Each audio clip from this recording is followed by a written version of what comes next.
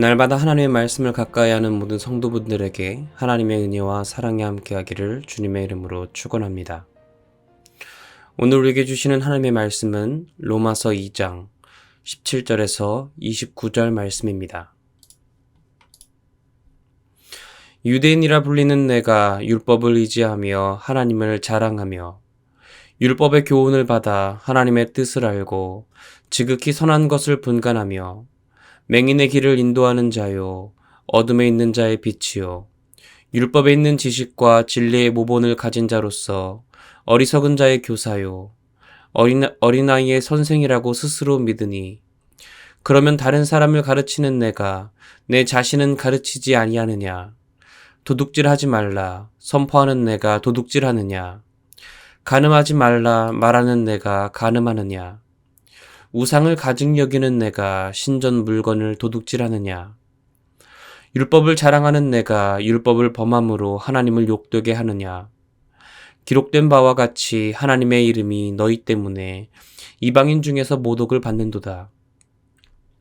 내가 율법을 행하면 할례가 유익하나 만일 율법을 범하면 내 할례는 무할례가 되느니라. 그런즉 무할례자가 율법의 규례를 지키면 그 무할례를 할례와 같이 여길 것이 아니냐. 또한 본래 무할례자가 율법을 온전히 지키면 율법 조문과 할례를 가지고 율법을 범하는 너를 정죄하지 아니하겠느냐. 무릇 표면적 유대인이 유대인이 아니요 표면적 육신의 할례가 아니니라. 오직 이면적 유대인이 유대인이며 할례는 마음에 할지니 영에 있고 율법 조문에 있지 아니한 것이라. 그 칭찬이 사람에게서가 아니요 다만 하나님에게서니라. 아멘. 바울은 하나님의 진노 아래 있는 유대인에 대해서 말하면서 유대인에게나 이방인에게나 동일하게 대하시는 하나님의 공정한 심판을 이야기합니다. 그리고 나서 하나님의 심판 기준이 무엇인가를 이야기했죠. 그리고 나서 다음 이어지는 단락에서는 이제 유대인들의 죄를 낱낱이 드러냅니다. 이때 유대인이 자랑하는 두 가지가 있는데요. 첫째는 율법이고 두 번째는 할례입니다. 그래서 오늘 본문의 앞부분에서는 율법을 범한 유대인의 죄를, 뒷부분에서는 할례를 자랑하지만 형식적인 할례만 있고 마음의 할례가 없는 유대인들의 죄를 지적합니다. 먼저 바울은 율법을 자랑하지만 이 율법을 저버린 유대인들의 죄를 고발하는데요. 먼저 17절에서 18절, 바울은 유대인이 율법과 관련해서 자랑하는 특권 5가지를 폭로합니다. 17절에서 18절 말씀입니다. 유대인이라 불리는 내가 율법을 의지하며 하나님을 자랑하며 율법의 교훈을 받아 하나님의 뜻을 알고 지극히 선한 것을 분간하며. 하나님께로부터 율법을 받은 유대인들은 첫째, 율법을 의지하고, 둘째, 하나님을 자랑하며, 셋째, 율법의 교훈을 받아, 넷째, 하나님의 뜻을 알고, 다섯 번째, 지극히 선한 것을 분별하는 특권의식을 가지고 있었습니다. 이는 유대인들이 이방인들을 상대로 자랑하는 5가지의 특권인 것이죠. 너희들은 이것 없지, 우리 유대인들은 이런 특권이 있어 라며 자랑하는 것입니다. 그런데 이어서 19절에서 20절에는 이 특권과 관련된 유대인의 5가지 자기 이해가 지적됩니다. 맹인의 길을 인도하는 자요 어둠에 있는 자의 빛이요 율법에 있는 지식과 진리의 모본을 가진 자로서 어리석은 자의 교사요 어린아이의 선생이라고 스스로 믿으니 그들은 스스로 맹인의 길을 인도하는 자, 둘째, 어둠에 있는 자의 빛, 셋째, 율법에 있는 지식과 진리의 모본을 가진 자, 넷째, 어리석은 자의 교사, 다섯 번째, 어린아이의 선생이라고 확신합니다. 그러니까 유대인들은 자신들은 이런 5가지의 특권이 있고, 그래서 우리는 이렇게 멋진 5가지의 모습을 가지고 있어 우리는 어리석은 자들을, 어린 자들을 인도하는 선생이고 어둠 속에 있는 빛이야. 우리는 공부를 많이 했어. 우리는 율법을 많이 알아. 하고 생각하고 있었던 것이죠. 그런데 바울은 다음 단락에서 그들의 착각을 완전히 뒤엎어버립니다. 5개의 질문으로 남을 훈계하던 유대인들을 오히려 책망하는데요. 21절에서 23절 말씀입니다. 그러면 다른 사람을 가르치는 내가 내 자신은 가르치지 아니하느냐? 도둑질하지 말라 선포하는 내가 도둑질하느냐? 간음하지 말라 말하는 내가 간음하느냐? 우상을 가증 여기는 내가 신전 물건을 도둑질하느냐? 율법을 자랑하는 내가 율법을 범함으로 하나님을 욕되게 하느냐? 먼저 바울은 이 5가지 물음을 통해 유대인들을 낱낱이 고발합니다. 첫째는 남을 가르치는 내가 너 자신을 가르치지 않았고, 둘째는 도둑질하지 말라고 선포하는 너가 도둑질했고, 셋째는 간음하지 말라고 하는 네가 간음했고, 넷째는 우상을 가증 여기는 내가 신전 물건을 도둑질했고, 5번째는 율법을 자랑하는 내가 율법을 범함으로 하나님을 욕되게 했다는 것입니다. 이 5가지의 질문형, 즉 바울은 질문으로 그들을 책망하였고, 첫 번째는 바로 머릿말, 제목이었습니다. 남을 가르치는 너희가 그렇게 살지 않느냐라고 되물으면서 바울이 말하는 이 4가지의 책망은 모두 십계명의 계명과 관련되어 있던 것입니다. 유대인들이 그토록 공부하고 자랑하던 율법인데 너희들은 그 율법을 말로만 하고 삶으로 지키지 않는다는 것입니다. 그래서 바울은 5가지의 질문을 통해서 유대인들의 특권의식과 자기 이해를 강하게 부정합니다. 왜냐하면 그렇게 특권과 자기 이해를 가지고 자랑하던 유대인들이 하는 말과 행동 사이에는 아주 커다란 모순이 있었기 때문이죠. 바울은 어떻게 이렇게 유대인이 마음속에 가지고 있는 자신들의 특권의식과 자기 이해를 아주 잘 알고 있었을까요? 그리고 어떻게 그 본질을 꿰뚫어 유대인들의 잘못을 책망하였을까요? 그것은 바울 자신이 부활하신 예수님을 만나 회심하기 이전에 바리새인으로서 자랑하던 특권의식과 자의식을 지녔던 과거의 경험에서 나온 것이 분명함을 우리는 알 수 있습니다. 빌립보서 3장 5절에서 6절 말씀입니다. 나는 8일 만에 할례를 받고 이스라엘 족속이요 베냐민 지파요 히브리인 중에 히브리인이요 율법으로는 바리새인이요 열심으로는 교회를 박해하고 율법에 의로는 흠이 없는 자라. 바울 자신이 특권의식을 가진 유대인 중에 유대인이었고 특별한 교사라는 자기 이해를 가진 사람이었으며 동시에 율법을 말하지만 행함이 없는 자였기 때문에 유대인의 문제를 아주 잘 알고 있었습니다. 그래서 이어지는 24절에서 바울은 이렇게 이야기하죠. 기록된 바와 같이 하나님의 이름이 너희 때문에 이방인 중에서 모독을 받는도다. 그러면서 바울은 우리 유대인들 때문에 하나님의 이름이 이방인들 중에서 모독을 받는다고 전합니다. 하나님의 일을 한다고 착각했던 유대인들이 자신들의 행위로 말미암아 하나님의 이름을 더럽히고 있던 것이죠. 이어서 바울은 오늘 본문 후반부에서 할례로 시선을 돌립니다. 유대인들이 대표적으로 자랑하고 믿고 있던 2가지가 바로 앞서 말한 율법과 이제 지금 이야기할 할례인데요. 모세가 시내산에서 하나님으로부터 받은 율법, 그리고 믿음의 조상인 아브라함이 하나님을 믿음으로 말미암아 그와 하나님 사이에 맺어진 이 언약의 증표가 바로 할례입니다. 유대인들은 이 율법과 할례로 말미암아 자신들이 하나님의 심판을 피하고 구원을 받을 수 있다고 생각했죠. 하지만 바울은 그런 유대인들에게 말했습니다. 율법에 행위 없는 율법의 소유는 하나님의 심판에서 어떤 역할도 하지 않으며 또한 어떠한 효력도 없다는 것입니다. 할례도 그런 의미에서 마찬가지라는 것이죠. 율법에 행위 없는 할례 유무 역시 하나님의 심판에서는 어떤 효력이나 역할을 하지 않는다는 것이죠.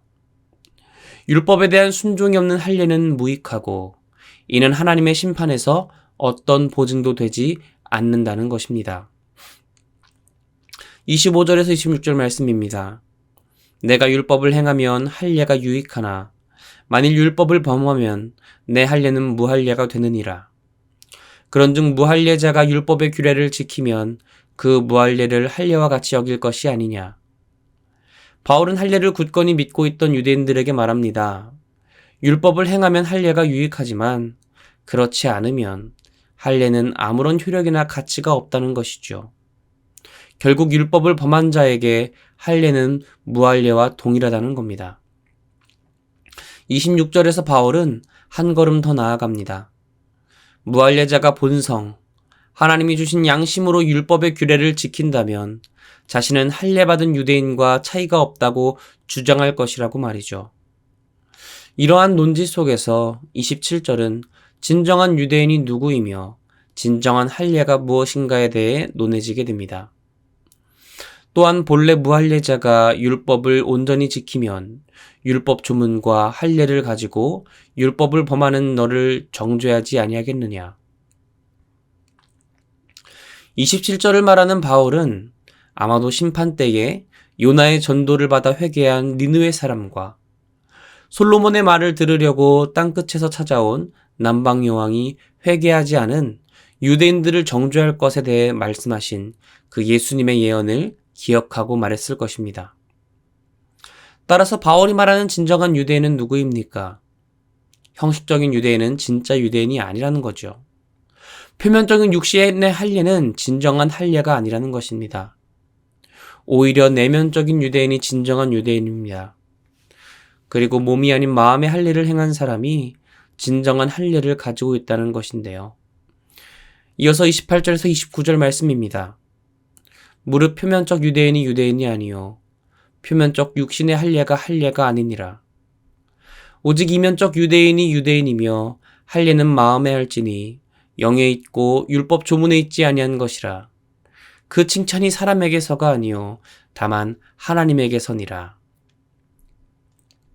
바울은 유대인들이 육체의 할례를 받았다고 할지라도 회개함으로 마음의 할례를 받아야만이 죄를 반복해서 범하지 않고 변화된 새로운 삶을 살 수 있다는 신명기 말씀을 인용하였습니다.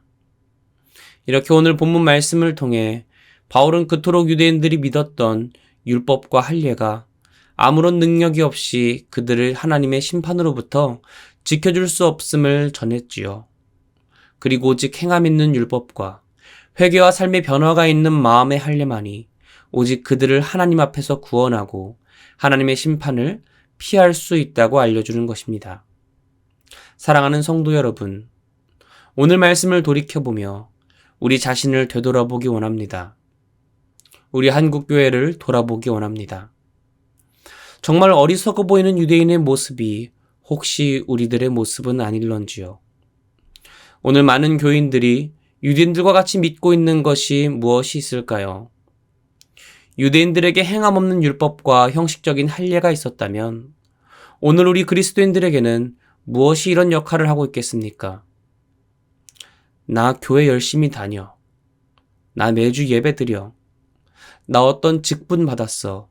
나 세례 받았어. 이런 대답이 아니겠습니까? 그러나 오늘 바울의 말씀을 통해서 우리를 바라볼 때 행함이 없는 교회 생활, 삶의 변화 없는 예배, 하나님의 뜻을 따르지 않는 직분은 결코 우리를 구원할 수 없는 유대인들에게 형식적인 율법과 할례와 같은 것이 될 수 있다는 것입니다. 제가 지금 전도사의 직분을 가지고 있다고 할지라도 제 삶 속에 하나님의 뜻을 실현하는 행위가 없다면, 제 삶 속에 거듭남으로 인한 변화가 없다면 저의 직분은 저를 구원할 수 없는 형식적인 율법과 할례가 될 것입니다. 저의 종교적 행위와 수많은 매주 드리는 형식적 예배는 저를 구원할 수 없다는 것입니다. 사랑하는 성도 여러분, 성경을 여러 번 읽으며 깨닫게 되는 것은 하나님 앞에 우리 사람들은 같은 실수를 역사적으로 계속 반복한다는 것입니다. 그냥 성경을 보면 참 유대인들이 어리석어 보여요. 그런데 그 말씀으로 우리를 되돌아보면 나의 모습 속에는, 한국교회 모습 속에는 우리가 어리석게 생각하는 유대인의 모습이 나도 모르는 사이 자리 잡고 있을 수 있다는 것입니다. 행함 없는 율법과 형식적인 할례를 의존했던 유대인들의 과오를 잊지 않으며 오늘 우리의 모습을 바라봄으로 말미암아 우리 삶에 행함 있는 산믿음이 함께하기를 원합니다. 종교적, 형식적 신앙을 넘어 우리를 능히 구원하는 삶의 변화가 있는 거듭남이 동반된 믿음이 우리와 함께하기를 원합니다. 그렇게 우리의 본질을 회복할 때에 나의 삶은 새로워질 것입니다. 우리 교회는 질적인 부흥, 양적인 부흥을 경험할 것이지요. 그리고 또한 무너져가는 한국 교회는 다시금 일어나게 될 것입니다.